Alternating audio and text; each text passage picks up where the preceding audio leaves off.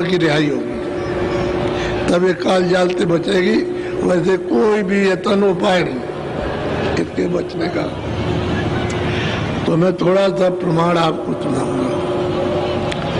जब काशी जी में तुलसीदास जी महाराज पहुंच गए और उन्होंने चाहा कि इन लोगों को हम सत्य वस्तु का बोध कराएं, इनको रास्ता दें, तो लोगों को बताया कि आओ हम तुमको रास्ता देंगे और रास्ता पाके चलो अपने घर में चलो। तो लोगों ने जब उनकी बात को सुना तो उन्होंने कुछ लिख दिया और लिख करके विद्वानों को दिया कि भाई तुम सोच लो अच्छी तरह से, तुम यहाँ किस लिए मनुष्य शरीर में आए हो। तो वो विद्वान कुछ नहीं समझ सके, अपने स्वार्थ में लिप्त। जब स्वार्थ के कुएं में डूबे हुए हैं तो उनको महापुरुषों की उस बात का और ज्ञान का क्या बोध होगा। उन्होंने सोचा अरे मेरा तीरथ और व्रत और ये गंगा और जमुना ये पूजा सब कुछ उठ जाएगी, कुछ भी नहीं रहेगा, तो हम खाएंगे पिएंगे कैसे। तो जितने भी काशी के उच्च कोट के विद्वान थे सब विरोधी हो गए।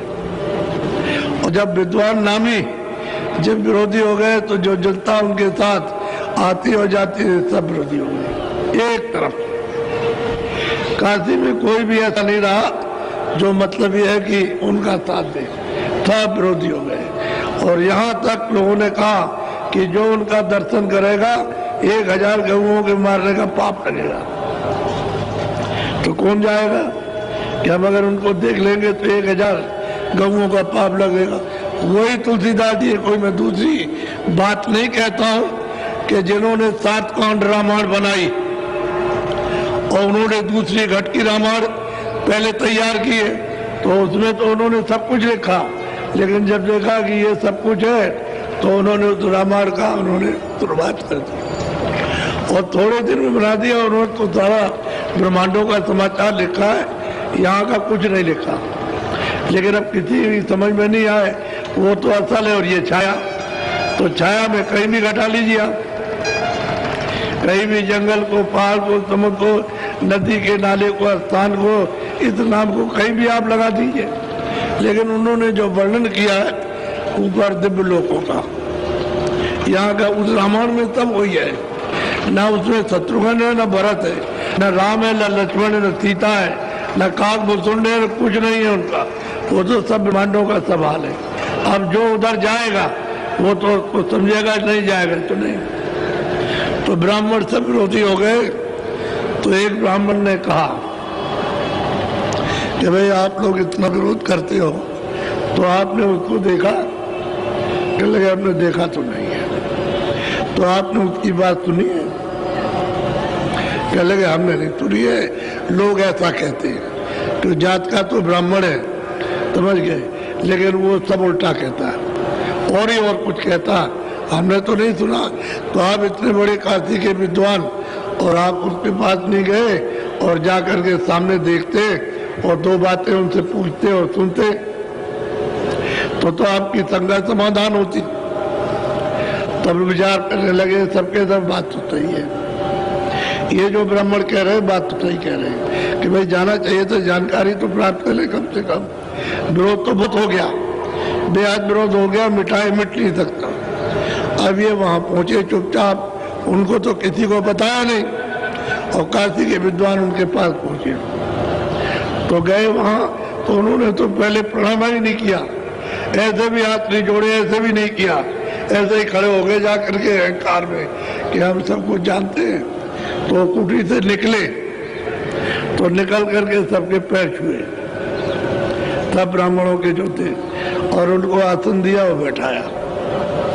क्या बैठिए, आपने हमारे ऐसे मतलब ये है कि यानी पापी को आपने दर्शन दिए, ये हमारे बड़े सौभाग्य हैं। उनको बैठाया, बैठा करके तब उनका अंदर का क्रोध, अरे वो शंका जो थी अंदर की, वो क्रोध को लिए हुए थी, तो बस फिर ठंडे हो गए। क्या जब ये बैठ करके कुछ सुनना चाहिए। तो उन्होंने कुछ प्रश्न किया तो उन्होंने उनकी किताब से उनको बता दिया, तो चुप हो गए। तीसरे ने प्रश्न किया तो उसको भी उत्तर दे दिया, चौथे ने किया उसको भी उत्तर दे दिया। अब वो सब चुप होते गए तो बोला एक ब्राह्मण की ऐसा है कि इनसे सुनो। तो उनसे सुनने लगे। अब वो सुनने लगे तो उन्होंने कहा कि अच्छा इतना सुन लिया और कल आप फिर आइएगा। चले गए तो उनको जो सुनाया बहुत अच्छा लगा, बहुत ही अच्छा लगा। तो उन्होंने कहा अच्छा आप समय नहीं है, आज तो कुछ और लेकर के आप आए थे, कल आप आइएगा। तो उनके पैर छुए और हाथ जोड़कर नमन करके उनको विदा किया, वो चले गए। अब ये जब उन्होंने खुद नमन किया और उनके पैर छुए आसन दिया तो ये छोटी बात है। एक महापुरुष उनको आसन दे, उनके पैर छुए, उनका आदर सत्कार करे, सिर नभाए, तो छोटी चीज नहीं, बहुत बड़ी चीज है। फिर दूसरे दिन समय से पहुंच गए तो बाहर आकर के उन्होंने उनको सुनाया कि देखो किताब में ये लिखा हुआ है, ये लिखा हुआ किताब में, जिसको आप रोज पढ़ते हो उसमें ये लिखा, तो ये बताओ कि आपने इसको प्राप्त किया? चले हमने तो नहीं प्राप्त किया। तो फिर कैसे तुम चलोगे कि इसमें लिखा सही है? जो लिखा हुआ सत्य है, वो उसका जो उन्होंने अभ्यास किया और जिस अभ्यास से उन्होंने इस ज्ञान को प्राप्त किया वो आपने अभ्यास किया? चलेगा हमने तो नहीं किया। तो आपको तो अभ्यास करना चाहिए था, किसी अभ्यासी को ढूंढ लेते, खोज कर लेते, तो अभ्यास करते, तो जो इसमें लिखा था वो तुमको मिलता। तो जो लिखा है इनको क्या समझाओगे? तुम्हारी आँख खुली है, दिमाग खुली, ज्ञान चक्षु खुला है, कहले नहीं हमारा नहीं खुला। तो फिर अच्छों को पढ़ लिया तुमने बुद्धि से, तो क्या समझ में आएगा? तो बहुत कुछ, तब चुप हो गए, सुनते रहे बैठ करके, कहा कि कल फिर आऊंगा। तो फिर उसके बाद तीसरे दिन फिर आ गए, फिर उन्होंने बैठ करके सुना और 2 घंटे सुना, उसके बाद कहा फिर मैं आऊंगा। अब मेरी रुचि हो गई सुनने की। तो पहले तो रुचि बनाओ सुनने की, सुनते रहे सुनते रहे सुनते रहे, अब वो खुद उनके चरणों को स्पर्श करने लगे, छूने लगे। जब उठने लगे तो उनके पैर छूने लगे, कहने लगे ये क्यों करते हो? हम तो तुमसे बहुत छोटे हैं, आप विद्वान हो, पढ़े लिखे हो, सब कुछ हो, तो आपके अधीन है। आपने कृपा की, दया की और दर्शन दिया आपने हमारे ऐसे को, अब तो कुछ नहीं है। उन्होंने कहा कुछ नहीं। अब उनके अंदर बसने लगा भेदभाव, तब समझ में आने लगा। बस थोड़े दिन के बाद में प्रार्थना की कि नहीं महाराज, हमने बहुत भूल की है और हम ब्राह्मण जाति के, हमने आपको समझा नहीं और हमने ये समझा कि आप मतलब ये सब चीज खत्म कर देंगे। अरे भाई, कोई काम करता है तो काम ही है। कोई खेती करता है, कोई दुकान करता है, कोई दफ्तर का काम करता है, कोई नाई का काम करता है, कोई धोबी का काम करता है, कोई बढ़ई का काम करता है। अगर वो काम करने वाले नहीं होंगे तो फिर तुम्हारा काम कैसे चलेगा? तो तुम मतलब ये पूजा पाठ कराते हो, तुम शादी विवाह कराते हो, नाम रखते हो, तुम्हारा एक काम है, वो तुम्हारा काम है। वो बढ़ई का काम तो नहीं है, धोबी का काम तो नहीं है, तो काम तो कर। तो ये रास्ता तो अलग है, ये माले के पाने का रास्ता तो इससे अलग है। उसमें ना धोबी आएगा, ना ब्राह्मण आएगा, ना उसमें तुम आओगे, ना ब्राह्मण कोई आएगा। ये तो रास्ते ही बिल्कुल अलग है। आत्मा परमात्मा का रास्ता है, ये संसारी कोई कर्म का रास्ता तो नहीं है। ये तो आत्म कर्म है, चेतन कर्म। तब उनकी समझ में आया कि हम नहीं समझे थे, बहुत माफी रो रहे हैं। वही ब्राह्मण जो कास्तु की आस्ती के अग्वकार विद्वान, वो रोने लगे। अब वहां बैठ करके सुने और रोए, बैठ करके सुने और रोए कि हमको माफ कर दीजिए, क्षमा कर दीजिए, हमने गलती की, बड़ा अपराध किया, आपके साथ झगड़ा किया और हमने मारने की कोशिश की, इनको खत्म कर दो, नहीं तो हमारा व्यापार सब खत्म हो जाएगा। अब ये आपको तो कुछ पता है नहीं है, आप तो इसको जानते नहीं हो कि कितना बड़ा उत्पात काशी में हुआ। अब जरा सुनिए आप थोड़ा सा।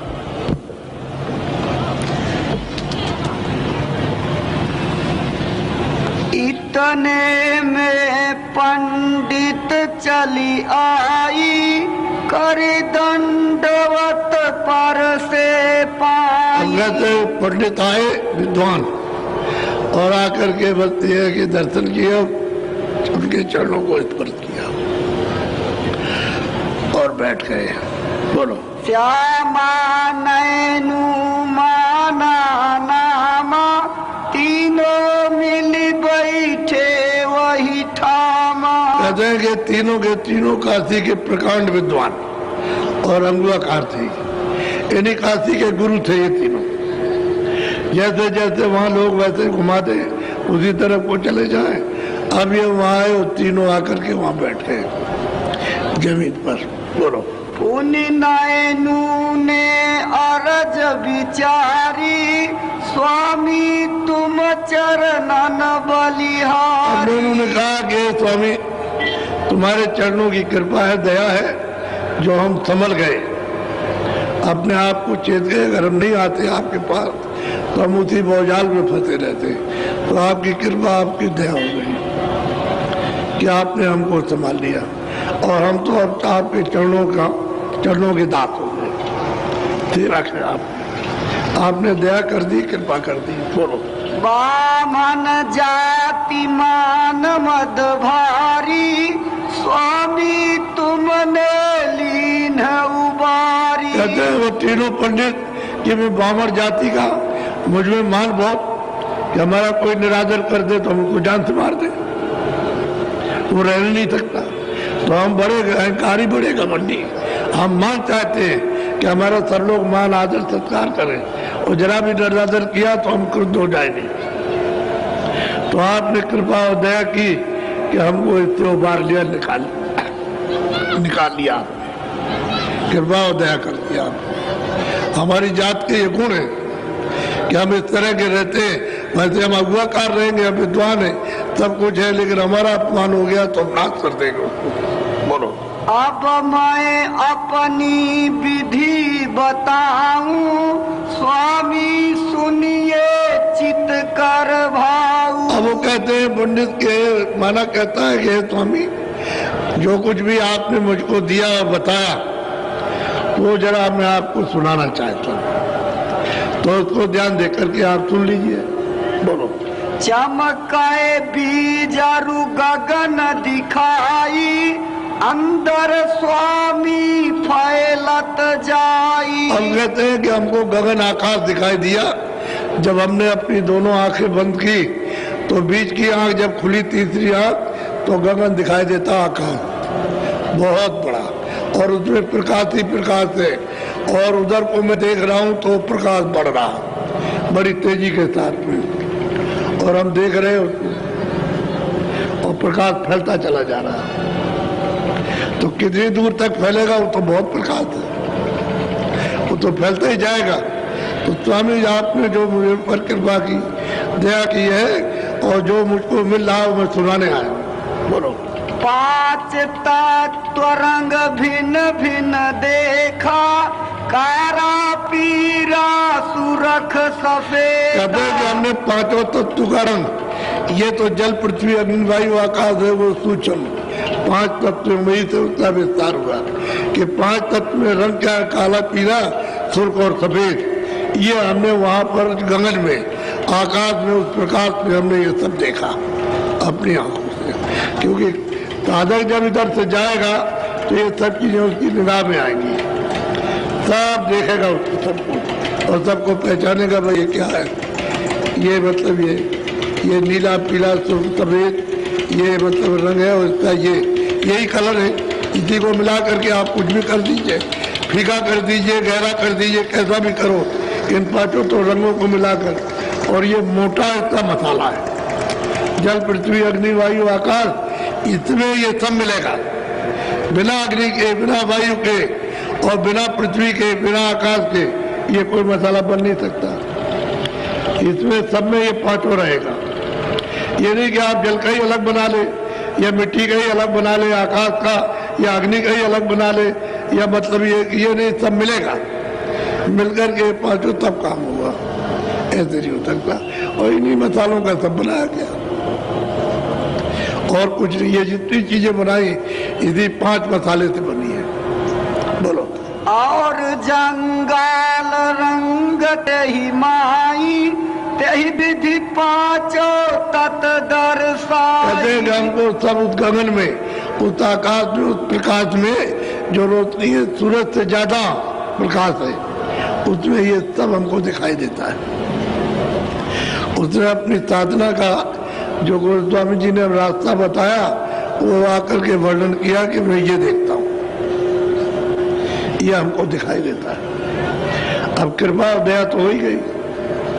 अगर नहीं कृपा करते, दया नहीं करते और इनको उबारते नहीं तो ये तो ब्राह्मण जाति लोभी लालची, ये कामी और क्रोधी, ये मतलब ये उसी में फंसे रहते।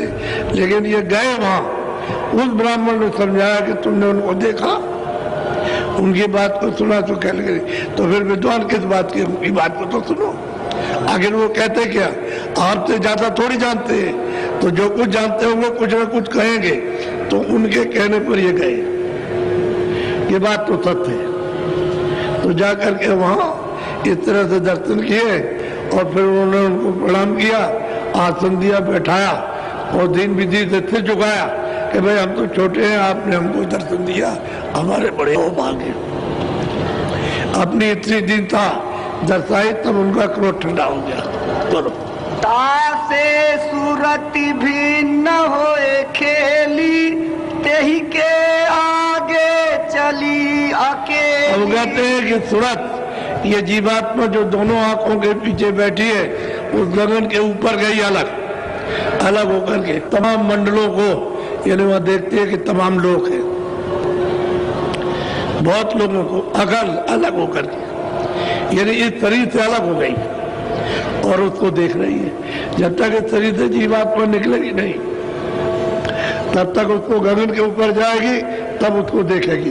तो कहते हैं अकेली खड़े होकर के देखने लगी, ये सब क्या चीज है। उसी को गोस्वामी महाराज कहते हैं, मूंदे नैन त्रिसत में भयो, मैंने अपनी आंख बंद की, अंदर की आंख खुली, तो फिर देखते हैं कि मूंदे नैन में त्रिसत में भयो पुंचितवत, हमने सामने देखा फौरन, तो मोह बिलोक राम मुस्काई। कहते हैं वो राम बैठे हुए, वो सैदल कमल में अपने स्थान पर वो बैठे, तीन लोग के मालिक। तो उन्होंने कहा जो आवाज आ रही है पकड़ के हमारे पास चले आओ। तो आवाज को उन्होंने पकड़ा और फौरन जो आवाज उनके मुख से निकल रही थी पकड़ के उनके पास पहुंच गए। वो सबसे सुलभ और सहज रास्ता पहुंचने का कि पकड़ा और वहां पहुंचे। तो जैसे बिजली का बटन को नीचे फौरन बिजली जली, ऐसे ही पकड़ा और फौरन पहुंच गया उनके पास और सामने खड़े होकर देख रहे हैं। और वो इनको देखते हैं तो बोले कि हम तुमसे बहुत खुश हो गए, प्रसन्न हो गए, तुमको हम रास्ता देते हैं तो उधर चले जाओ। रास्ता दे दिया, जब उधर गए तो उधर जा करके इससे अलग हो गए। ये शरीर से छूट जाएगा, जैसे मौत के वक्त में शरीर से जीवात्मा अलग कर दी जाती है, ऐसे अलग हो जाती और उधर जाके वहां उस मैदान में खड़ी हुई, बिल्कुल सफेद मैदान है बिल्कुल, और सारा संसार उसके सामने कुछ नहीं, इतना बड़ा, उसमें खड़े होकर के ऊंची मतलब मैदान में, और वो सब देख रहे हैं, सब चारों तरफ देखते हैं। वही वो बता रहे हैं कि मैं उससे अलग होकर के गगन के ऊपर गई और सूरत बिल्कुल अकेली हो गई, अकेली, और वो सब देख रहे कि ये क्या चीज है। बोलो। सहस कमल से न्यारी जाई, श्वेत दीप द्वारे के। हमको कहते हैं प्रियलाल, माना कहता है कि सैदल कमल के जब ऊपर में गई तो श्वेत दीप है, यानी मैदान है सफेद, और वहां खड़ी हो गई जाकर के, वहां से तब देख रही है। अब इसने जो देखा वो छोटा से छोटा उसको वर्णन किया, आंख से देखती। वही ब्राह्मण जो काशी में सबसे बड़े विरोधी और जान मारने की स्कीम कि आज ही रात को मार डालो, ये जिंदा ना रहने पाए, और वही ब्राह्मण देखिए। तो ये दया दृष्टि है, ये कृपा है उनकी, अति कृपा है कि जिनको ऐसी चीज मिल जाए। लेकिन कब कि जब वहां पहुंचो तब, नहीं जाओगे तो कुछ नहीं मिलेगा। अब वो सुनते सुनते सुनते सुनते जब उनकी इच्छा हो गई तो रास्ता बता दिया। अब बैठ के सुबह शाम करते हैं, तो जो कमा करके ले आते हैं वो सब सुनाते हैं, सब सुनाएंगे, हर मत का वहां जाएगा और उन सब मत वालों को जो रास्ता मिला उसकी सबकी कमाई अलग अलग सब बताएंगे आकर। बोलो। तासे चली निकर होई न्यारी, देखा सब ब्रह्मांड पसारी। अब वही ब्राह्मण कहते हैं कि स्वामी उससे अलग होकर के फैजल कमल के परे हो गई, ईश्वर के पद को छोड़ करके और ऊपर चली गई, तो देखा अनेकों ब्रह्मांडों को, अनेकों ब्रह्मांड गिनने में नहीं आ सकते, इतने ब्रह्मांड है। तो ये स्वामी आपके चरणों की बलिहारी दया दृष्टि है जो आपने हमको उबार लिया और ये चीज आपने हमको अमोलक दी है, नहीं तो हमको कहाँ मिलती। हम तो जीव अनाड़ी और महाजाल में कर्म जाल में फंसे हुए, हमको कौन निकाल सकता था। अब वही देखिए ब्राह्मण कितना रोते और चिल्लाते हैं और फिर उनसे वो वस्तु लेते हैं। बोलो। नैनु यही विधि बीती बताई, स्वामी सन्मुख जाई सुना। अबे स्वामी एक जो आपने कृपा की है वो मैंने आकर के आपको सुनाया, बहुत खुश हो गए। वो स्वामी जी महाराज बहुत खुश। और उम्र कितनी थी? 25 साल की। अरे 25वें साल में तो गए, यही पहला साल था।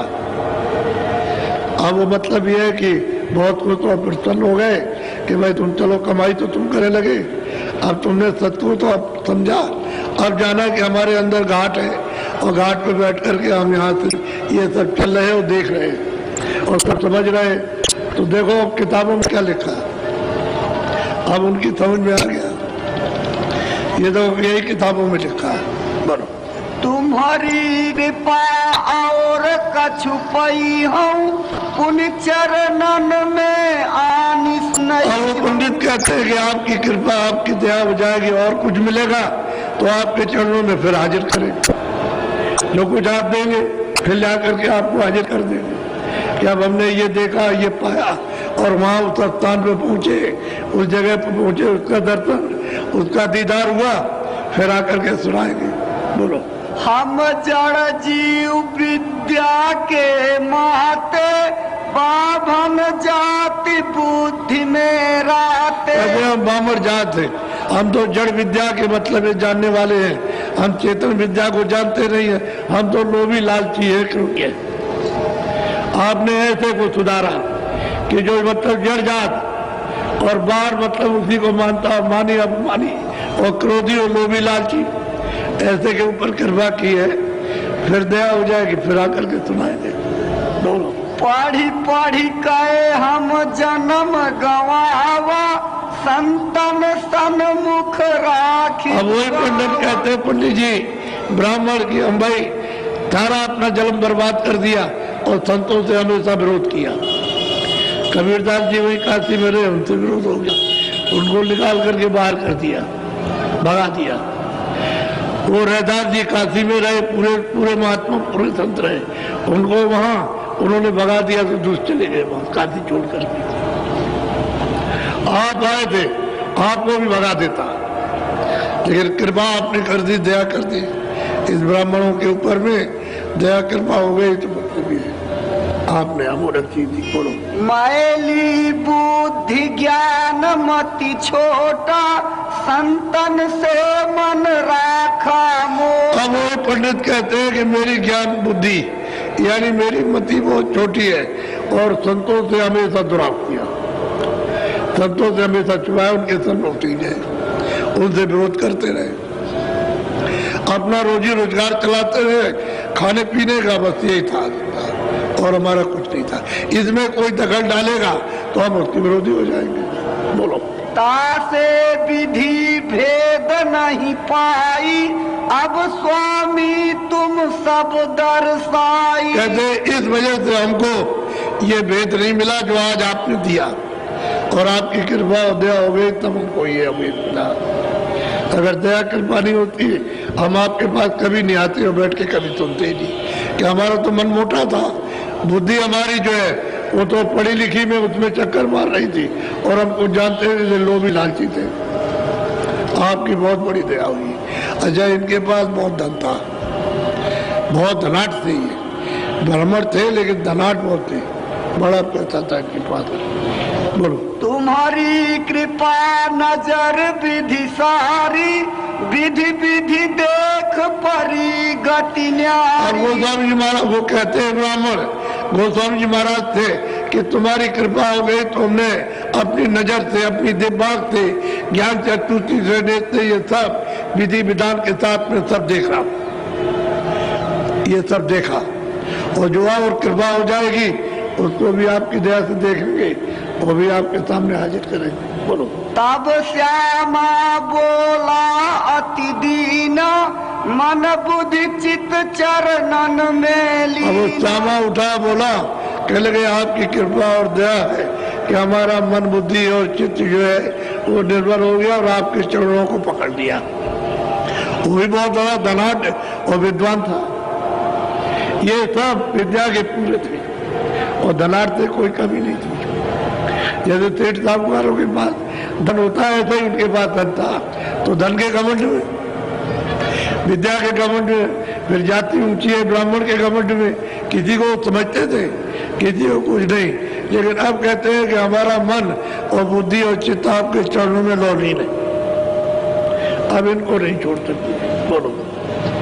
स्वामी स्वामी मैं बलिहारी, तुम्हारे चरणन में सुख भारी। हम कहते हैं स्वामी, जो जो आपके चरणों में आएगा वही सुख तो भारी मिलेगा, उसको सच्चा आत्म सुख मिलेगा। और आत्मा का यही जीवात्मा का छुटकारा होगा और कहीं भी छुटकारा नहीं हो सकता। जिन जिन तुम्हारे चरण निहारा, सो सो उतरे भाव जल अब पारा। ब्राह्मण कहते हैं कि स्वामी, जिन जिन्होंने आपके चरणों को पकड़ लिया, आपको देख लिया और छोड़ा नहीं, वो भवसागर से पार जाएंगे, उतर जाएंगे। अब भवसागर तो ये है कि यहाँ से चलो स्वर्ग और वैकुंठ को पार करो तो ईश्वर को, उसका दर्शन करो तो ऊपर में ब्रह्म का दर्शन करो तो उसके पार पार ब्रह्म का, तब उतर पार में उतर के जाओगे। भवसागर तो बहुत दूर है और जब तक इनको पार नहीं करोगे तब तक तुम भवसागर के अंदर ही रहोगे। फिर जन्मो फिर मरो, आप पुण्य का फल तो प्राप्त कर लोगे, लेकिन यह है कि उसकी एक अवध है। जैसे 100 बरस आपको रहना है तो आपको कहा भाई 100 बरस रहो, आप रह सकते हो कोई आप, लेकिन अपनी सांसों की पूंजी जल्दी जल्दी तुम खत्म कर दोगे तो आपकी आयु कम हो जाएगी, जल्दी चले जाओगे। ऐसे ही वहां पर जो पुण्य किया, स्वर्ग में गए तो चलो 200 बरस, 400 बरस, 500 बरस आराम से सुख से रहे, वहां कोई कष्ट और कलेश और व्याधा नहीं हुआ। और जब पुण्य भोग लिया तो फिर मृतलोक में आ गए। फिर मनुष्य शरीर में जन्म हुआ किसी राजा के घर में सेठ साहूकार के, और फिर तुमने मनमानी पाप किए तो सीधे नरकों में जाओगे। कृष्ण भगवान ने क्या कहा था कि देखो हे अर्जुन, ये जो चीटा चला जा रहा, ये तुम्हारे सामने, ये कई बार ब्रह्मा, कई बार विष्णु और कई बार ये सिर हो चुका और इसको ये गति मिली है। वो ऐसे समझा रहे कि देखो ये गति इसको मिली, देखो तो उनकी भी एक अवध है, वो तो कुर्सी है। जब उनका समय पूरा हो गया तो जीवात्मा को हटा के दूसरे को बैठा दिया और उसको उसमें बैठा दिया, उसको उस पर, और वो ब्रह्मा हो गया, विष्णु हो गया, तो क्यों हो गया? काम तो एक ही है, तो कुर्सी है, जो कुर्सी में बैठ जाए आपको निकाल के लगा दिया और फिर नीचे जन्म दे दिया। अब यहाँ आप करोगे कर्म, कर्म के बंधन में बंध जाओगे तो वापस लौट के नहीं जा सकते हो। वो भी एक अवध है, ऐसा नहीं, लेकिन कुर्सी है ब्रह्मा की, विष्णु की, शिव की कुर्सी, उसमें जो बैठ जाएगा वही काम करेगा जो कर रहे हैं। आपको ये भेद मालूम नहीं है।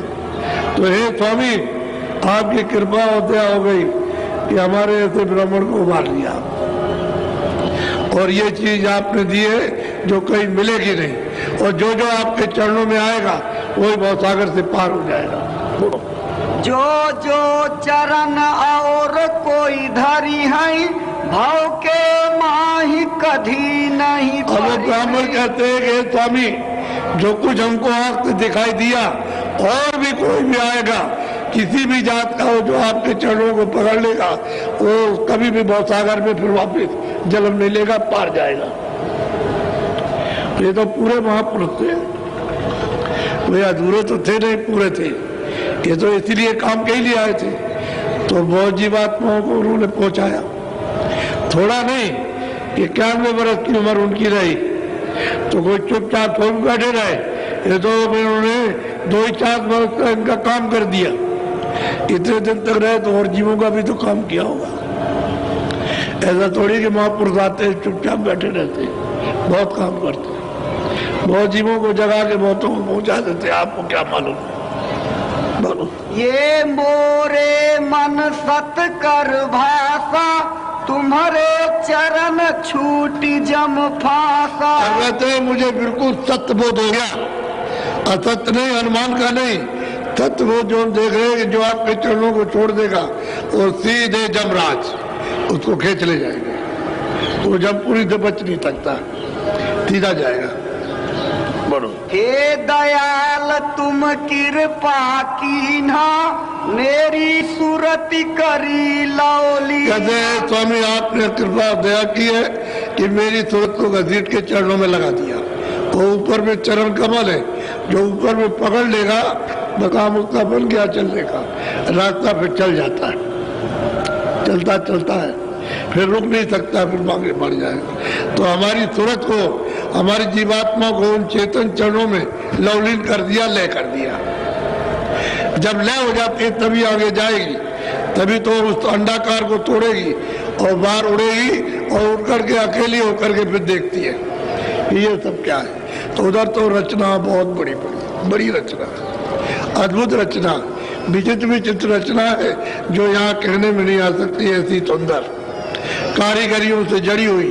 अब वो कैसी कैसी कारीगरियां कैसे कैसे बनाया वो तो, लेकिन है चेतन मसाला, सब चेतन, चेतने चेतन है। हर चीज में मतलब ये कि चेतनता है, जड़ता नहीं है, और सब में आनंद है। बोलो। ओ तऊ जास ज्योति ये माही, छिन छिन सुरति ताही में। अब ये कहते हैं कि उजास हुआ, पीछे प्रकाश हुआ, उजाला हुआ। उजास का मतलब है प्रकाश हुआ, और हमको ज्योत दिखाई दी। 3 लोक के मालिक की ज्योत वो हमको दिखाई दी। 3 लोक के हुए मृतलोक, स्वर्ग और वैकुंठ और सूक्ष्म लोक, उसके मालिक ईश्वर है। कहते हैं वो ज्योत हमको दिखाई दी।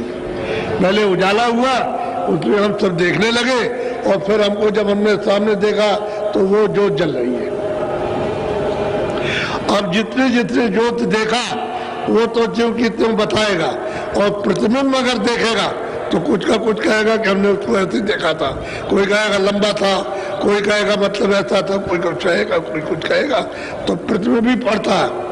जैसे सूरज का कहीं दीवार पर पड़ा, शीशा लीजिए तो उस दीवार पर सूरज का अक्ष है, पर उस पर लगा दिए शीशा तो उस पर है।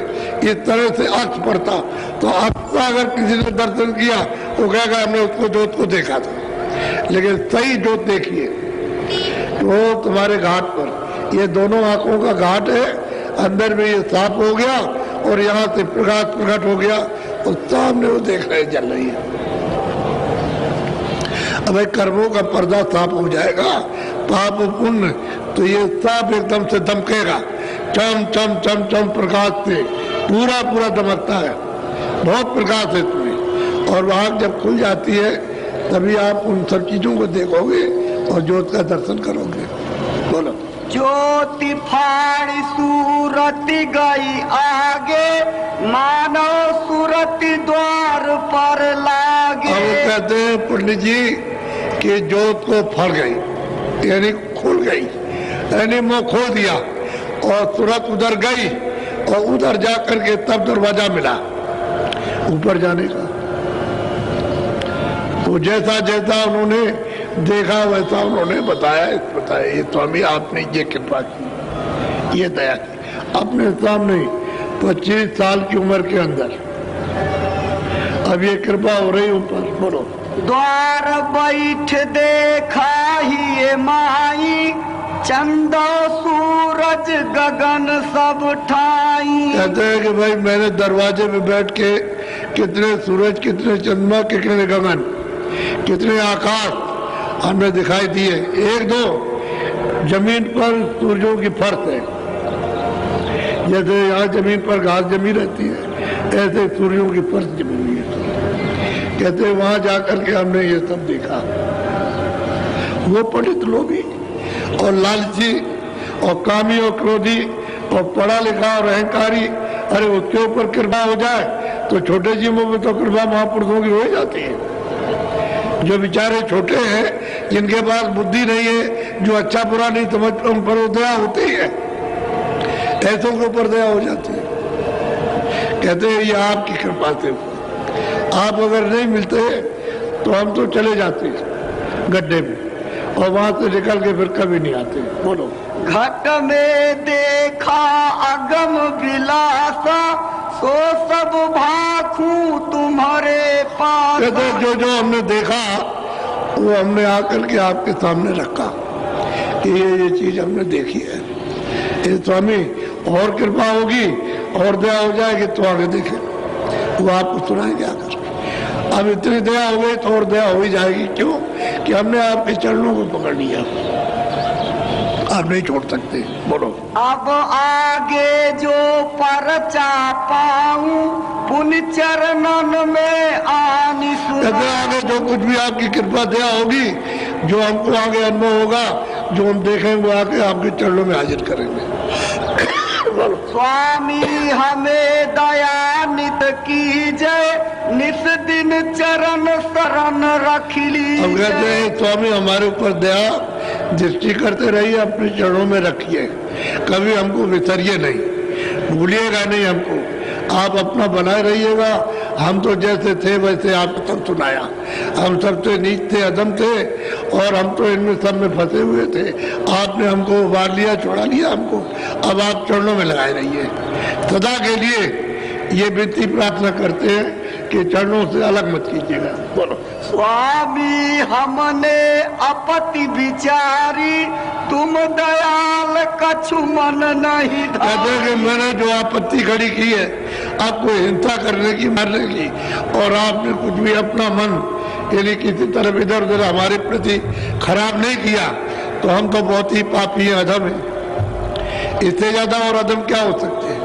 और आपने हमारे ऊपर कृपा की और दया की। कई बात ये लोग ऐसे थे कि जान से मार दो, आज ही रात को खत्म कर दो, ऐसा इनका मतलब ये पूरा संगठन बन गया कि मार दो उनको, रहने मत दो ऐसे आदमी को। अब बताओ ऐसे आदमियों पे कृपा हो जाए महापुरुषों की तो और फिर तो हो ही जाएगी दया। बोलो। हमने टहल कछु नहीं कीनी, तुमने वस्तु अमोलक। अब कहते मैंने तो आपकी कोई सेवा नहीं की, कोई टहल नहीं की, कोई सेवा नहीं की है, और आपने हमको अमोलक दया करके अमोलक वस्तु दी जो हम कभी नहीं पा सकते थे। कितने जन्म लेते तब भी हमको नहीं मिलती। बोलो। शास्त्र नाही न वेदन माही, और पुराने ही जानत ना। कहते न तो शास्त्रों में न वेदों में, जो आपने हमको दिखाया उस शास्त्रों वेदों में नहीं है, और न कुरान में न पुराण में, कहीं भी नहीं है, क्योंकि वो तो उसके विद्वान थे। ये लोगों को तो कंठस्थ याद था, सब कुछ याद था, ऐसे विद्वान थे इस तरह के। तो कहते हैं उसमें तो ये कुछ है नहीं, जो आपने हमको दिखाया, जो प्राप्त कराया उसमें नहीं है। अब वो हम ही भर रहे हैं कि भाई किताबों में नहीं है, धोखा है, ये तो काल जाल है। बोलो।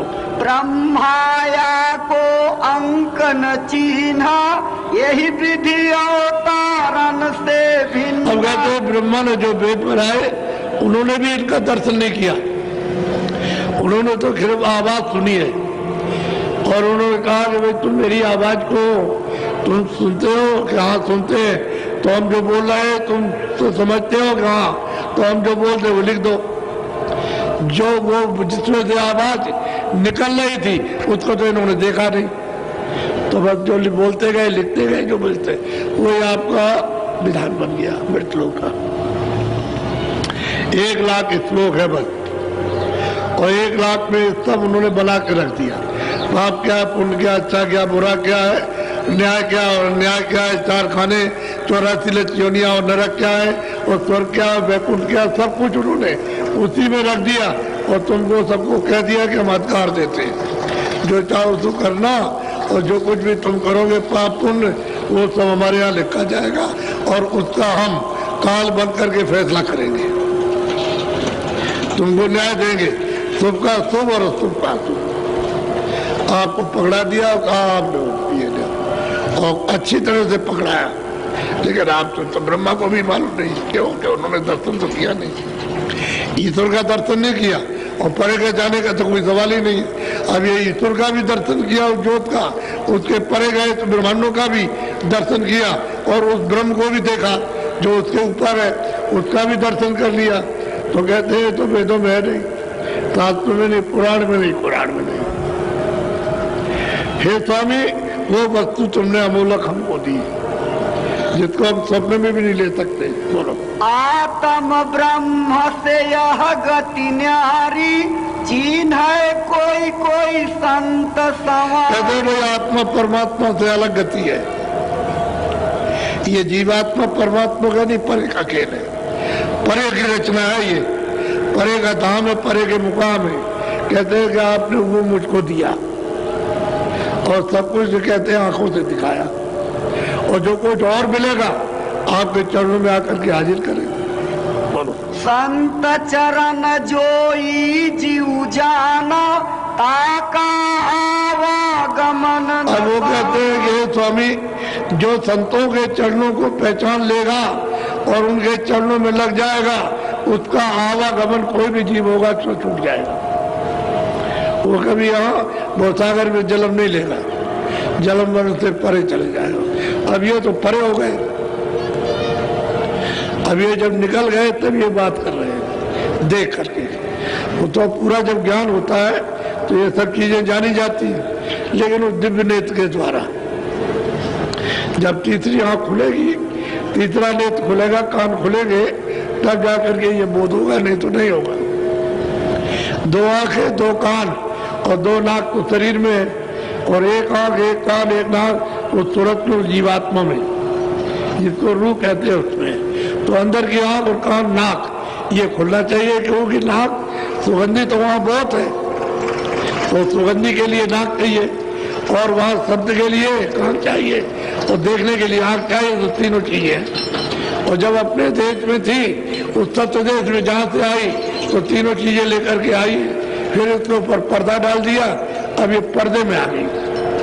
तो पर्दे की आंखें अलग, वो तो आंख है इसके पास, अब ये पर्दा है 5 शरीर 5 तत्वों का, इसमें पर्दा है, बाहर 2 आंख 2 कान 2 नाक, अंदर में 1 आंख 1 कान 1 नाक है। और सब जीवों में 2 आंख 2 कान 2 नाक, पशु में पक्षियों में, छोटे छोटे जल के जीवों में और छोटे छोटे ये बिल्कुल भुनगे, ये चींटी मच्छर, सब में 2 आंख 2 कान 2 नाक, सबके अंदर है। एक मुख है, गुदा एक इंद्रिय है, सब जीवों में है। जो आदमी की शकल है वहाँ, लेकिन वो उसमें तत्व कम है, उसमें तत्वों की कमी के कारण वो भोग योनि है। ये मनुष्य शरीर मिला है उसमें तत्वों की पूर्ति है, इसलिए ये मनुष्य शरीर अमोलक है। और इसमें साधना होकर उस प्रभु को पा करके देखो, ये ऊपर जा रहे और ऊपर से नीचे आ रहे तब बता रहे। अगर ऊपर के ऊपर ही जाए और वही रह जाए तो बताएगा कौन? तो जाने वाला भी वहां लौट रहा और बताने वाला भी जाता और आता है। जब जाएंगे आएंगे तभी तो बताएंगे। लेकिन ये मनुष्य शरीर इतना अमोलक है जिसमें आप बैठे हुए हो। बोलो। संत चरण जो चिन्ह नाई, पुनि पुनि 84 भरम। अब कहते संतों के चरणों को जो कोई भी जीव चीनेगा नहीं उसको 84 नरकों में जाना है, उसका छुटकारा नहीं हो सकता। सीधा सीधा अब ये सब जानने लगे, इन्होंने देख लिया कि हिसाब किताब कहाँ होता, जीव कैसे डाले जाते हैं और कैसे 84 में बंद किए जाते हैं, कैसे नरकों में यात्रा दी जाती है, सब दिखाई दे रहा।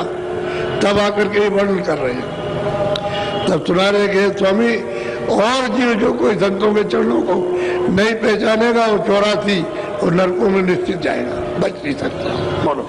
आस आस समझी पराय स्वामी सो दयाल कृपा से जान। कहते हैं कि स्वामी आप दयाल हो गए, आपने कृपा की है तभी इसे देखने को मिला।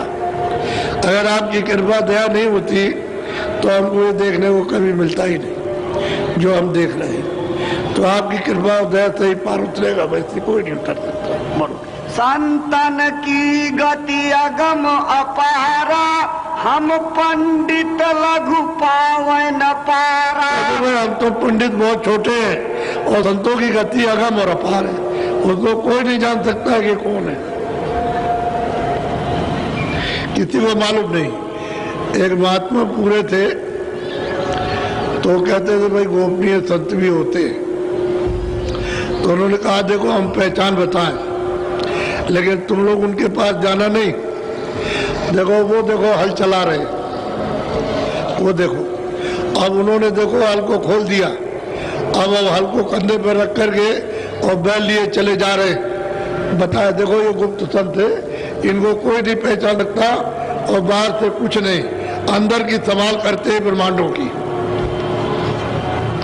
एक बाबू था कि दफ्तर में काम करता था, वो उनके पीछे चला गया। तो जानवरों को उनको बैलों को पानी पिलाया और चारा डाल रहे थे। उन्होंने ऐसे करके देखा तो उन्होंने ये कहा रे जा जा, वो पूरे हैं पूरे, जा वही जा पूरे, वो पूरे हैं जिनके पास तू गया वो पूरे हैं, जा वही जा जा। और उन्होंने मना किया था कि तुम देखो उनके पास कोई जाना नहीं, और ये चला गया तो उन्होंने इतना ही कहा वो पूरे हैं वही जा, वो अधूरे नहीं पूरे, वो तेरा काम करेगा बस। इतना ही कहा और कुछ नहीं कहा तो लौटे आओ। तब उसने कहा कि मैं गया था उनके पास और उन्होंने ये कहा कि पूरे अधूरे नहीं, जाओ उन्हीं से काम होगा तेरा, ये कह दिया उन्होंने। अब बताओ जो हल चला रहे उनको कौन समझेगा ये पूरे संत है? कोई ऊँट चरा रहे, कोई भेड़े चरा रहे, उनको कोई क्या जानेगा कि ये कौन है? भेड़े चरा रहे, ऊँट चरा रहे, हल जोत रहे, कोई तराजू से तौल रहे, बिल्कुल सही सही। अब उनको कि भाई तराजू से एक भी दाना कम और ज्यादा नहीं, पूरा तौल करके देते रहे। घरों में लोगों ने तौला कि देखिए जो तौल जो देते हैं सच्ची है कि नहीं है। अब सबने जब तौल के देखा कि एक दाना कम नहीं एक नहीं, छोटा बच्चा भी जाए उतना ही, बड़ा कोई जाए, बुढ़ा जाए तो सब तौल के दे उतना ही पूरा। तो उनको कौन पहचानेगा ये संत? उनको कहे ये तो बनिया व्यापारी है, और सब लोग कहते ही थे व्यापारी है बनिया है, कोई नहीं जानता। तो गुप्त संत को कोई नहीं पहचान सकता, वो जो प्रकट होते हैं वो उनको जानते हैं कि वो कैसे होते हैं और पूरे, क्योंकि ये सब वहां मिलते हैं जाकर के, रोज जाते हैं दरबार में, उस सत्य देश में रोज मिलेंगे और फिर वहां से आएंगे तो गुप्त भी मिलते हैं और प्रकट भी मिलते हैं, लेकिन वो गुप्त हमेशा रहेंगे और प्रकट काम करेंगे जीवों का। और वे प्रकट पा गए तो कहते हैं स्वामी अगर तुम्हारी कृपा हो जाएगी और दया हो गई तो आपने हमको बचा लिया। दया कृपा नहीं होती हमको, हम लोग बस मिलती नहीं, हम बचते नहीं। और ये जो दिखाया आपकी कृपा ही से देखा, बिना आपकी कृपा के नहीं होता। बोलो माना कहाई जोरी दो हाथा चरणन माही डारी कए माथा। कहते बस दोनों हाथ जोड़ के चरणों में गिरे और उनको प्रणाम किया, तब सुना दिया, उनको प्रणाम किया। बोलो स्वामी हम कीन्ही अजगूती मारन काज कीन मजबूती। कहते स्वामी हमने जो कुछ भी किया है वो तो आपके लिए बहुत बुरा किया था, ये हमको नहीं करना था, लेकिन हमसे बन गया क्योंकि हमको इतना ज्ञान नहीं था जो हमने आपके साथ में किया। और वो जो हृदय थे जो राजापुर में जिनको पूरा मिल गया था, वो उन्होंने तो इनको सबने मारा, उनको पीटा, लेकिन वो कुछ बोले वाले नहीं, चुपचाप खड़े रहे। कह लगे तू उनका चेला है और हम तुमको देखेंगे जान से मार देंगे। तो कितने लोग यही खत्म कर दो इसको, ये दशा रही उत्तर प्रदेश। और उनके लिए ये देखिए दया हुई। बोलो तुम दयाल कछु स्वाल न राह भाखा, मन से द्रोह कछु नहीं रहा। कहते हैं आप दयालु हो, आपने मन में तो कुछ रखा नहीं और कोई हमारे साथ कोई द्रोह नहीं किया। हमने तो बहुत किया लेकिन आपने कुछ नहीं न मन में रखा। हमारे स्वामी जी महाराज, एक औरत आई, हम भी वही थे, तो उनको गाली गलौज करने लगी। स्वामी जी महाराज जंगल में चले गए थे, तो वहां से एक गाय थी, उसको इतनी घास ले आती थी, बस ज्यादा नहीं। तो सुबह चले जाते थे और जंगल में पता नहीं क्या करते रहे और करीब 12:30-1 बजे आए। तो गाली गलौज कर रही थी कि ये हुआ। तो उन्होंने घास रखी और उसकी तरफ देखने लगे, कुछ गाली वाली दे रही। तो उन्होंने जेब में हाथ डाला इधर से, तो उसमें तो कुछ मिला नहीं, कुर्ता टंगा था सामने। तो उसको झड़ियाया, उसकी जेब देखी तो किसी ने पूछा कि स्वामी जी क्या ढूंढ रहे हैं? कह लो जो उसने दिया उसको देख रहा हूँ कि ये कहाँ रखा हुआ। वो जो गाली गलौज की है उसको वो देख रहे जेब में, किसने ये कहाँ रखा, किस जगह रखा, उसको मैं ढूंढ रहा हूँ। तो कुर्ते को ऐसे करके हिलाया, फिर जो कुछ पहने हुए थे उसको उतार के उन्होंने ऐसे हिलाया, फिर जेब में हाथ डाला। तो उसको देख करके कह भाई जो इसने दिया वो मैं ढूंढ रहा था, कहीं रखा तो नहीं है। तो चरणों में गिर पड़ी कि हमको माफ कर दीजिए, हम नहीं जानते थे, हमसे भूल हो गई, गलती हो गई। फिर रोने लगी आकर के। तो स्वामी जी ने तो कुछ नहीं कहा, कहले ठीक है, ठीक, कोई बात नहीं है, तो बात जाओ, कोई हर्जा नहीं, तुमने अपनी बात कह दी तो हमारे पास तो कुछ है नहीं है। और फिर शाम को आई, बैठ गई सत्संग में और सत्संग सुनने लगी। तो कहने का मतलब यह है कि महात्मा किसी की बात को लेते नहीं है, न मन में देते न बुरा मानते। वो जो कुछ उसके पास है उसी का अहवाल कर रहा, उसी को बाहर निकाल रहा। तो क्रोध है, क्रोध निकालेगा, कपट है तो कपट से रहेगा, सब कुछ निकालेगा। लेकिन उनको तो आपके प्रति कुछ नहीं सोचना। अच्छाई तो है कि भाई इसका भला हो जाए, अच्छा हो जाए, ये सोचती है। तो कहते हैं स्वामी मैंने तो आपके साथ इतना द्रोह किया, इतना बैर किया और आपने मन में कुछ नहीं रखा और आप बिल्कुल निष्कपट रहे। बोलो। हम आओ गुण कही कर कर भाखा, स्वामी तुम चिद कछु न राखा। हमारे हमने इतने अवगुण किए और हे स्वामी आपने हमारे अवगुणों को चित्त में नहीं रखा और हमारे ऊपर कृपा हो दया की। अब ये सब रो रहे, उनके सामने रोते हैं, जो कि जो किया है उसकी माफी मांग रहे हैं, हमको माफ कर दीजिए। बोलो। लड़का कपोती आई जुग चारी, चारों जुगों से इस तरह से महापुरुषों के साथ होता है। उसने तो कहा कि महाराज क्या करें, करें तो क्या करें, बुद्धि नहीं है, विवेक नहीं है, अच्छे हमारे कर्म नहीं है, कर्म का जो कुछ आता है वो भी अच्छा नहीं है, बुद्धि हमारी जो है हम अहंकारी घमंडी है और लोभी लालची, तो हमसे थोड़ी चारों जुगों से चलता आया। महापुरुषों के साथ ऐसे ही रहा, उसने प्रार्थना की, हमसे भी ऐसे ही हो गया। अब आपकी कृपा हो दया आपने कर दी है तो हमको यह अमूलक वस्तु आपने दी। बोलो। संत जगत दो के माई, यही विधि आदि अंत चली आई। जगत भी यही है और संत भी यही आते हैं, वो भी मनुष्य शरीर में रहते हैं और सारे प्राणी भी मनुष्य शरीर में है, और वो भी पहचान नहीं पाते उनको, इसलिए उनसे विरोध करते हैं।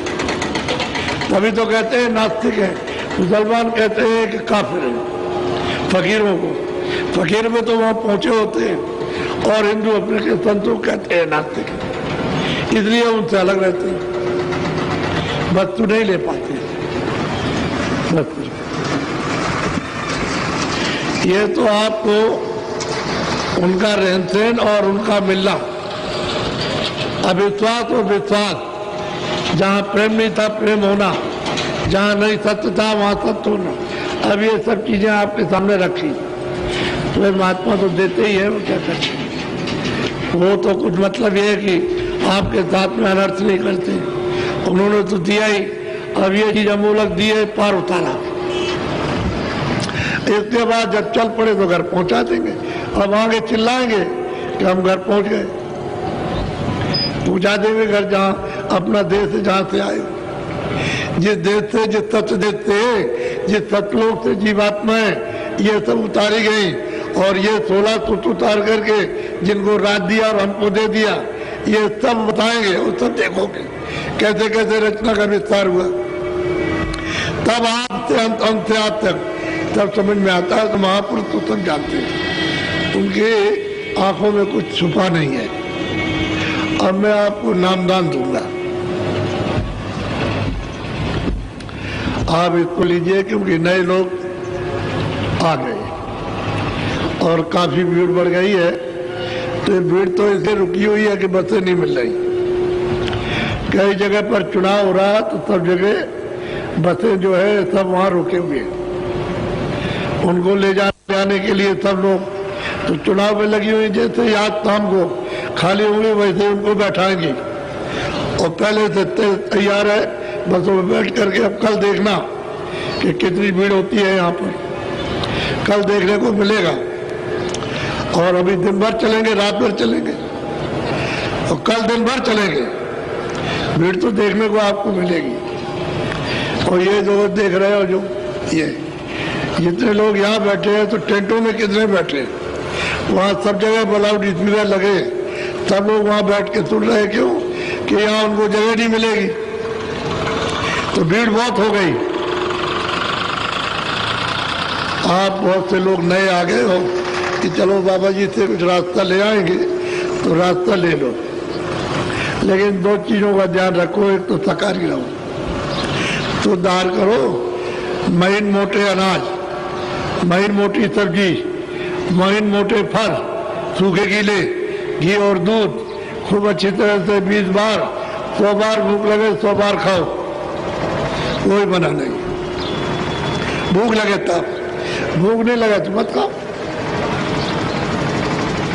अच्छे कपड़े पहनो, महीन और मोटे, अच्छे और मोटे पहनो, जो आपकी इच्छा हो उसको पहनो। झोपड़ी में रहो तो झोपड़ी में, अच्छे मकान में रहो तो बना के रहो, भाई तो मना नहीं करते, लेकिन शाकाहारी रहो। आज के 50 साल पहले 90% हिंदुस्तान में लोग शाकाहारी थे। अब इस समय की स्थिति को आप देख लो, शाकाहारी रहो। पहले इतनी बीमारियां नहीं थी, हमने भी 50 साल पहले देखा, क्योंकि 90 साल से ऊपर की उम्र हो गई, तो हमने भी देखा है कि पहले इतनी बीमारियां नहीं थी, ना अस्पताल थे, न प्राइवेट थे न सरकारी, कमरे सब खाली सरकारी पड़े रहते थे। ऐसा कोई कभी आ गया 2 दिन 4 दिन रहा, मामूली दवा लेकर के और ठीक होकर चला गया। अब तो अस्पतालों में न प्राइवेट और न सरकारी अस्पतालों में ही नहीं। आप अपने घर में रहो या किसी कमरे को लेकर के रहो, इतनी बीमारियां, तो ये अशुद्ध आहार से बीमारियां हो गई। शुद्ध आहार करते तो ये बीमारी नहीं होती, तरह तरह के रोग नहीं होते, तरह तरह के रोग होते हैं, एक तरह के नहीं। तो शुद्ध शाकाहारी रहो। आप दफ्तर में, दुकान में, खेती में, मजदूरी में ईमानदारी मेहनत के साथ काम करो। काम के लिए थोड़ी मना किया, आप काम कीजिए, मजदूरी करो, दफ्तर का काम, दुकान का काम, खेती का काम खूब करो, ईमानदारी मेहनत से। क्यों? सब जगह ईमानदारी मेहनत की जरूरत है। आदर और सत्कार उसी ईमानदारी मेहनत का होगा, उसी की महिमा होगी। और तुम किसी को धोखा दोगे, चोरी करोगे, खेत काटोगे, बेईमानी करोगे, तुम काम नहीं करोगे, तो वहां तुम्हारा नाम कौन लेगा? तुम्हारी किस तरह इज्जत होगी? बड़ा चोर और काम चोर है। तो ईमानदारी मेहनत घर में रहोगे ईमानदारी मेहनत से, तो घर भले का पुले लड़ाई हो जाएगी, भाई भाई में लड़ाई, पिता पुत्र में लड़ाई होगी। क्यों? कि तुम मेहनत करते हो और तुम मेहनत नहीं करते हो, इसमें झगड़ा हो जाएगा। सब जगह जरूरत है, समाज में भी, देश में भी, घर में, दफ्तर में, खेती में, दुकान में, मजदूरी में ईमानदारी मेहनत की। सबसे बड़ी चीज ये ईमानदारी मेहनत रहो, शरीर को स्वस्थ रखो, ये निरोगी रहे। इसमें बैठ करके जब निरोगी होगा तो मालिक का भजन कर सकते हैं, रोगी रहेगा तब नहीं। इसलिए आपको फिर आप हुक्का पियो। पहले सब लोग हुक्का ही पीते थे, बीड़ी नहीं थी। बीड़ी तो अभी हमारे सामने चली है, पहले बीड़ी नहीं, हुक्का सब था।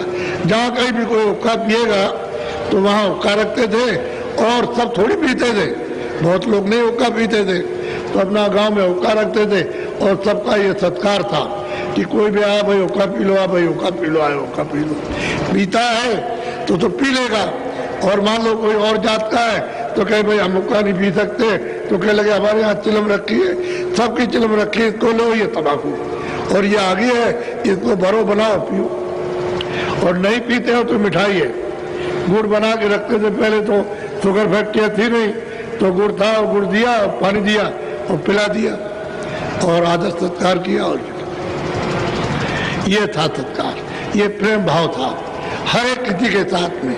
अब वो तो बात खत्म हो गई, कुछ नहीं रह गया। अब रोगी बीमारी हो गई, ये सब परेशान हो गए, अब तुम कृपण हो गए, कोई भूखा प्यासा आ जाए तो पूछोगे ही नहीं, तुम चिल्लाते रहो। अब वह पहले ऐसा नहीं था, पहले कोई भी आया उसको तो खिलाना, ऐसा था हर जगह, हर गांव में, मंदिर हो मस्जिद हो कोई भी चीज हो, गांव में पहुंच गया उसको खाना मिल जाएगा। तो शाकाहारी रहो, हुक्का और बीड़ी पियो। हम आपको मना नहीं करते, हम तो नहीं पीते, हमने पिया भी नहीं कभी, हमको तो मालूम नहीं कैसा होता हुक्का बीड़ी। आप पीते हो तो आप पियो, लेकिन ऐसा कोई नशा मत करो जिससे तुम्हारी बुद्धि पागल हो जाए, और पागल बुद्धि में तुम माँ को न पहचानो, लड़की को न पहचानो, तुम अपनी बहन को न पहचानो, भतीजी को और चाची को, पड़ोस में किसी को न पहचानो, और सबको गाली गलौज करो, तो वो ठीक नहीं है। वो तो पशुओं से भी ज्यादा बुद्धि नीचे चली गई, पशु भी ऐसा काम नहीं करता। तो मनुष्य होकर के आप ये काम करोगे तो आपको मनुष्य कोई नहीं कहेगा। इसलिए बीड़ी और हुक्का पियो, लेकिन ऐसा कोई नशा मत करो। बस दो चीजों को तो आप दूर रखो, और खूब खाइए आप मतलब ये पैरिए, कौन मना करता आपको? घर गृहस्थी में रहो, बच्चों की सेवा करो, हम आपको रास्ता बताते हैं, और बैठ करके तुम सुबह शाम यानी भजन करो, देखो तुम्हारा काम बनता कि नहीं बनता। अब तुम कुछ करोगे नहीं और ये सब बुराइयां छोड़ोगे नहीं, तो बताओ कैसे काम होगा? इन्होंने तो सबने बुराई छोड़ दी, तब आगे उनके पास रास्ता जान लिया और रास्ते चल दिया, जो कुछ मिल रहा सब हाजिर कर रहे। इसी तरह से ये लोग कमाई करते हैं तो आकर के बताते हैं कि हमको ये मिल रहा, हम ये चल रहे हैं, अभ्यास कर रहे हैं, हम ये देख रहे हैं, हमको ये देता है, ये सुनाई देता है। ऐसे आप करोगे तो आपको भी मिलेगा। रास्ता सीधा सच्चा है, आपका कोई काम बुरा नहीं। शादी विवाह करते हो ब्राह्मण करो, बाल बनाते हो तुम बाल बनाओ, बड़े का काम करते करो, दर्जी का काम, भजन तो अलग है। ये भजन ये काम शरीर के लिए है, ये जो भी काम करते हो शरीर की मेहनत के लिए, इसकी रक्षा के लिए। दर्जे का काम, बढ़ई का काम, नाई का काम, धोबी का काम, इसकी रक्षा के लिए उद्यम करते हो आप। खेती वाले खेती, दुकान वाले, दफ्तर वाले दफ्तर में उद्यम करते, मजदूरी वाले मजदूरी में, लेकिन भजन तो सबके लिए अलग है, वो तो रास्ता ही अलग है। उससे क्या मतलब? तुमने शादी विवाह कराया, नाम रखा, भजन तो अलग है, भजन चीज तो अलग है। भजन को इसमें नहीं जोड़ सकते हो, वो चीज बिल्कुल अलग है। तो ऐसा मत समझो कि बाबा जी किसी के बारे में कुछ कहते हैं, हम किसी के बारे में कुछ नहीं, अपनी अपनी जगह रहो, जो काम करते हो अपना करो, हम उसके लिए मना नहीं करते। लेकिन भजन अलग है सबका। मनुष्य मकान में जीवात्मा इधर बैठी है तो इधर का रास्ता अलग है और शरीर का अलग है। शरीर के शारीरिक कर्म में और जीवात्मा का अलग चेतन कर्म है। जब चेतन से चेतन को जोड़ोगे तब उसको पाओगे, और जड़ से जड़ को, इस चीज को प्राप्त करो। ये सब चीजें इसके लिए बराबर के लिए है। तो कुछ नहीं मना किया, दो चीजों का ध्यान रखो, हमको शाकाहारी रहना और कोई भी नशा नहीं करना आती। और मैं आपको नामदान देता हूँ। नामदान कहते हैं आत्म धन का दान, रूहों को खुदाई का जाना। उसको लीजिए बड़े प्रेम सद्भाव से, श्रद्धा से, जिस श्रद्धा से सद्भाव से दिया जाए उसी श्रद्धा सद्भाव से लीजिए और उससे अपना काम कीजिए। आपको तो अपनी जीवात्मा को इस जाल से छुड़ाना है, 84 नरकों की आत्माओं से, कि फिर जब आपको सुनेंगे तो ये आपकी आवाज को परखेंगे कि तुम उच्चारण नाम कर रहे हो क्या, तुम तो अशुद्ध कर रहे हो तो शुद्ध करा देंगे। तो जो नाम सुनते जाए आप बोलते जाना, जब मैं तुम पूछाऊंगा तो आप सबके सामने फिर से बैठ जाओ और दिमाग क्या ऐसे बैठो मेरी तरफ देखो तो अपने आप कहते हैं वजन, सुनने का नाम वजन और देखने का नाम ध्यान। जब देखने का काम करोगे तो दृष्टि को ध्यान, और जब सुनने का काम करो तो कानों को ऊंचा ध्यान दे करके और उस आवाज को सुनो जो अंदर आ रही। आवाज तो सुनाई देती है लेकिन वो पकड़ में नहीं आती, क्योंकि वो जिस तरह से आग हिलती है वैसे ही आपका काम हिला। इस तरह से मन को, चित्रों बुद्धि को कानों के साथ रोक करके रखोगे तो धीरे धीरे पकड़ में आएगी, तो कान हिलेगा नहीं। जब आप खड़े हो जाते हो बहुत बुरी बात है, यदि खड़े होते हो जब तक हम नाम ना लेते तब तक तुमको पहले उठाते सबको, तुम चले जाओ तुम नए लोगों को नाम डालते। इसका मतलब ये थोड़ी कि आप इसमें खड़े हो जाओ। किसलिए खड़े हो गए आप? खड़े कर मिलेगा तुमको।